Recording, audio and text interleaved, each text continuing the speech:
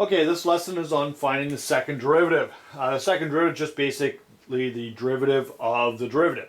So I want to take the derivative of the first derivative and then we'll just do it again.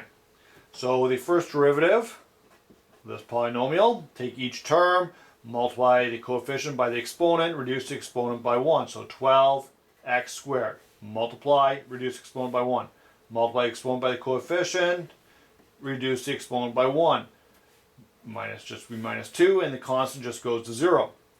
Then for the second derivative, I'm just going to repeat the same pattern again. Multiply and reduce the exponent by 1.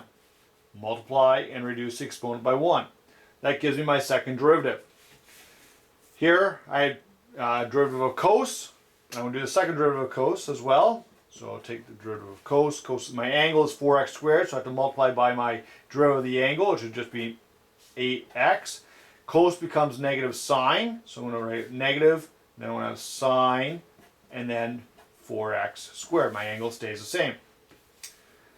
Then when I go to do my second derivative, I want to follow the product rule because I have one function multiplied by another function.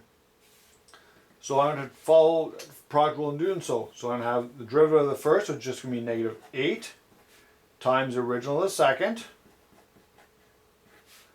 plus the original of the first, following the product rule, the derivative of the second. Now I want to multiply by the derivative of the angle, which will become 8x, and sine becomes cos of the angle.